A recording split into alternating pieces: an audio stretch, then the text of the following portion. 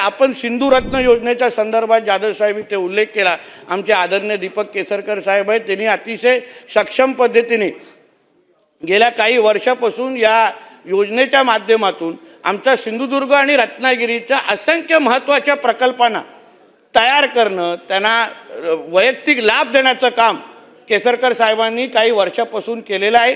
आता ह्या अर्थसंकल्पामध्ये जाधव साहेब आमच्या मुख्यमंत्री साहेबांनी अजून पुढे 3 वर्षासाठी सिंधुरत्न योजनेची घोषणा केलेली आहे। म्हणून आपण सगळेजण एकत्र मिळून ह्या सिंधुरत्नेचा फायदा आपण सिंधुदुर्ग आणि रत्नागिरी केसरकर साहेब जे आपण अतिशय म्हणजे अध्यक्ष साहेब एवढे काही चांगले प्रकल्प आहे। उदाहरण माझ्याच मतदारसंघाच्या वैभववाडी तालुक्यामध्ये महाराष्ट्र राज्याचा पहिला ग्लासचा पूल हा आम्ही सिंधुरत्न योजनेच्या माध्यमातून तयार केला। म्हणून जाधव साहेब पर्यटनाच्या बाबतीमध्ये पण ही योजना फार चांगली आहे। आपल्या काही संकल्पना असेल तर आपण सगळेजण एकत्र मिळून सिंधुदुर्ग आणि रत्नागिरीच्या साठी तयार केलेली ही योजना आपण सगळे लोकप्रतिनिधी एकत्र येऊन आपण ताकदीने हे विकासासंदर्भात आपण निश्चित पद्धतीने या बाबतीमध्ये आपण एकत्र बसायचं आहे।